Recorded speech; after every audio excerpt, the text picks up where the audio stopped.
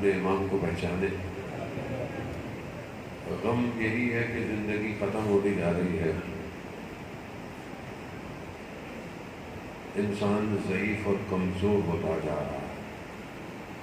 دعا مانگا کریں کہ خدا اس سے پہلے کہ میں قبر میں اتر جاؤں میں اپنے امام کو دیکھ لوں۔ جو امام نہیں زندگی میں کچھ بھی نہیں ہے، امام ہے سب کچھ ہے۔ شمع روشن ہوئی اور گل ہوئی اور پھر روشن ہوئی اور پھر کوئی چھوڑ کر نہیں گیا امام کو۔ حضرت عقیل کے بھائی کہنے لگے 70 دفعہ مارا جائے 70 دفعہ زندہ کیا جائے، ماں ترک تو گیا حسین، ہم آپ کو چھوڑ کے نہیں جائیں گے۔ امام یہ ہے ظالموں، امام تک پہنچنے کے لیے اپنا سب کچھ قربان کرنا پڑتا ہے۔ آئے ہم اپنے وقت کے امام کے لیے کچھ قربان کریں۔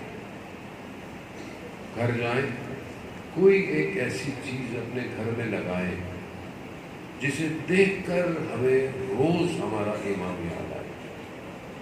لبیک یا مہدی، لبیک یا مہدی، لبیک یا مہدی، لبیک یا مہدی، لبیک یا مہدی، لبیک یا مہدی۔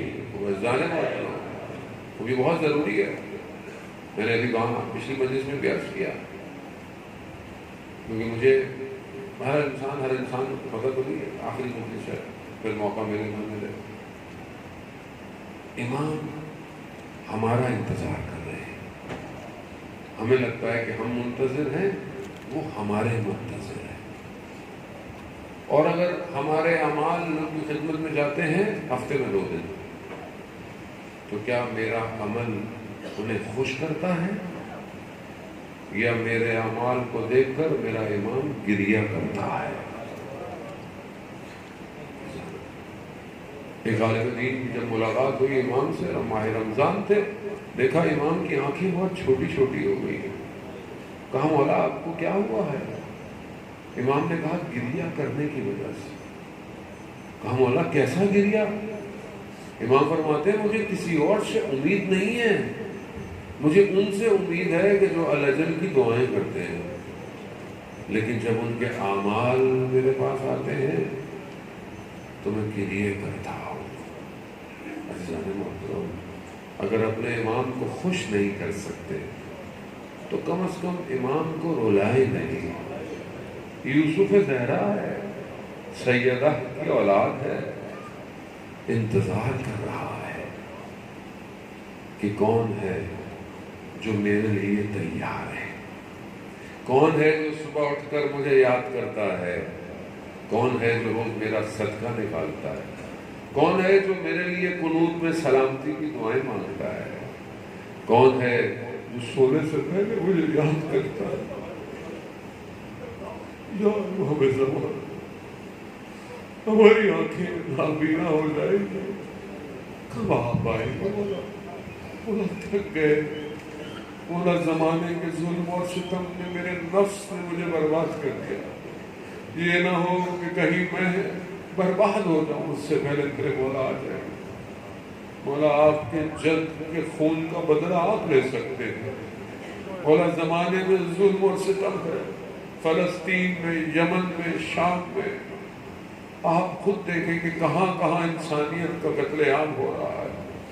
مولا یہ سب آپ کا انتظار، جتنے بھی لوگ مولا آئے ہیں یہ آپ کے جد پر رونے آئے ہیں، ان کے دل پاک ہیں، ان کے خلوص صاف ہے، یہ آپ کا انتظار کر رہے ہیں۔ مولا آ جائیے، ہمیں بھی موقع دیجیے کہ ہم آپ کی رقاب میں شہادت میں پہنچ جائیں۔ عزیزان محترم، کچھ مسائل ایسے ہیں علماء بیان کرتے ہیں کہ اگر پڑھے جائیں تو امام تشریف لاتے ہیں۔ نہیں پتا آپ میں سے کس کا دل پاک ہو، کس کا دل صاف ہو، یقیناً آپ سب کے دل پاک ہیں، اور آپ ہی کی وجہ سے ہو سکتا ہے کہ آج امام زمانہ تشریف لائے۔ آئیے امام کو پرسا دیں، ان کے چچا تھا۔ یہ ایسا غم ہے جس پر امام زمانہ تشریف لاتے ہیں۔ عزیزان محترم، روز عاشور ہر ایک کو اجازت مل گئی سوائے حضرت عباس کے۔ حضرت عباس کو اجازت نہیں ملتی۔ حضرت عباس امام کے ساتھ ساتھ کہیں پر بھی کوئی مقتل، کوئی مورخ نہ لکھ پایا کہ حضرت عباس نے اپنے مولا کو کوئی مشورہ دیا ہو۔ عباس تیار ہو جاؤ، مدینہ چھوڑنا ہے، تیار ہو گئے۔ عباس خیمے لگا دو، لگا دو۔ عباس خیمے ہٹا دو، ہٹا دے۔ حضرت عباس نے کبھی کوئی مشورہ نہیں دیا مولا کو۔ اطاعت کا پیکر، وفا، یہ سب حضرت عباس۔ چھٹے امام نے جو زیارت تعلیم فرمائی، جو ہم جاتے ہیں کربلا، خدا ہم سب کو کربلا کی زیارت نصیب فرمائے۔ عزیزان، یہ زیارت نامہ چھٹے امام کی طرف سے۔ خود امام معصوم ہیں، خود امام انسان کامل ہیں، پھر بھی اپنے چچا کو کیا کہتے ہیں؟ السلام علیکہ یا عبد صالح، میرا سلام ہو جو عبد صالح۔ ایک بدو خادم کہتا ہے کہ ایک بدو آیا اور اس نے پتہ نہیں اتنی تیزی میں کچھ بولا اور اپنے بچے کو زری کی طرف پھینک دیا۔ بچہ اس کا معلول تھا، بچے کو پھینک دیا۔ کہہ رہا میں دوڑتا ہوا کہ کہیں اس کو سر نہ لگ جائے، خون نہ لگے۔ دیکھا بچہ بڑے آرام سے نیچے، اور تھوڑی دیر میں بچہ کھڑا ہو گیا، اس کی بیماری دور ہو گئی۔ اور اس نے اپنے باپ کو آواز دی جو جا رہا تھا، اس نے پوچھا کہ کیا ہوا؟ تو بچہ اس نے دیا تھا، اس نے بچہ مانگا ہوگا کہ مجھے اولاد دے، لیکن اولاد حالت معلوم تھی، کوشش بڑی کی۔ اس نے کہا کہ آ کے میں نے حضرت عباس سے کہ میں نے آپ سے سالم بچہ مانگا تھا، یہ آپ نے مجھے کیا دیا؟ میں آپ کے بابا کو جا کر شکایت کروں۔ بچہ کہتا ہے کہ جیسے ہی مجھے پھینکا، میں نے دیکھا کہ 2 ہاتھ زری سے نکلے۔ تو بچے کو کہا کہ اپنے بابا سے کہنا میرے بابا سے شکایت کرو۔ حضرت عباس وفا کا بیٹھا ہے، وفا۔ پانی نہ لا سکے حضرت عباس، مگر آج تک پانی سرداب حضرت عباس میں گھوم رہا ہے۔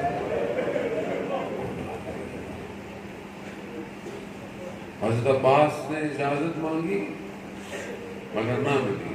مولا سے کہہ رہے مولا جانے دے، نہیں عباس تم ہمارے علمدار ہو، تم ہمارے لشکر کے سردار۔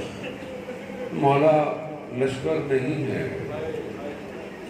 مگر جب خیموں میں عطش عطش کی آواز گونجی، پیاس پیاس پیاس، بس پانی کی اجازت مل گئی۔ عباس پانی لے آؤ۔ بس کہتے ہیں کہ پانی لینے کے لیے خیموں میں گئے جہاں سے مشکیزیں پڑے تھے، دیکھا بچے قمیضیں ہٹائے، اپنے سینوں کو زمین میں لگائے لیٹے ہوئے،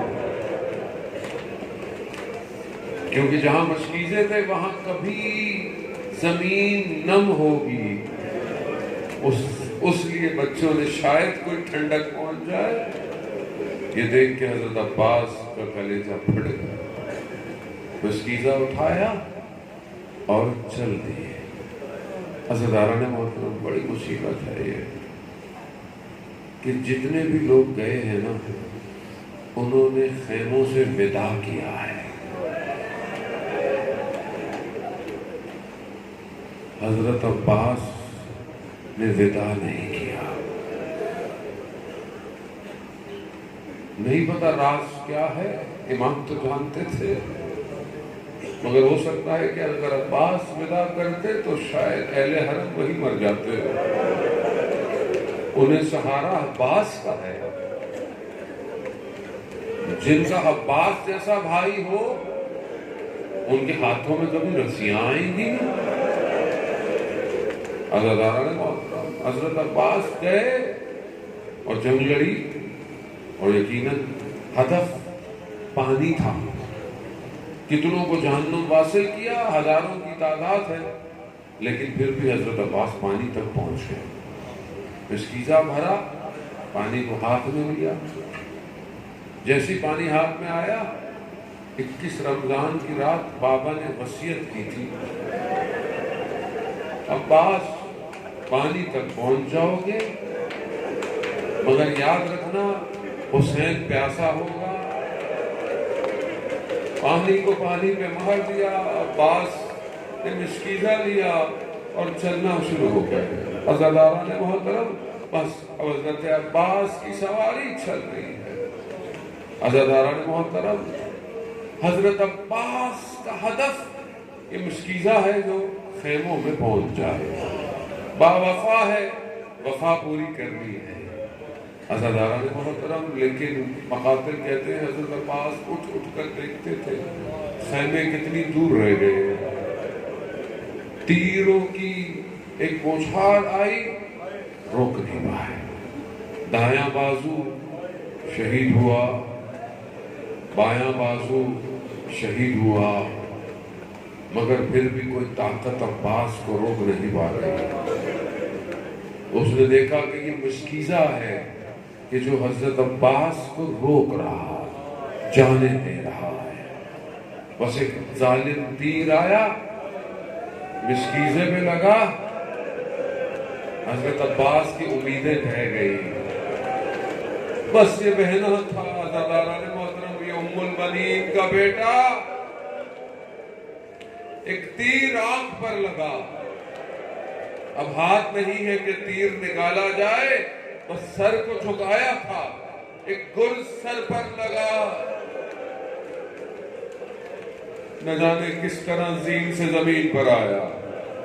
ہاتھ نہیں ہے جو سہارا لیتا، اپنے مولا کو پکارا.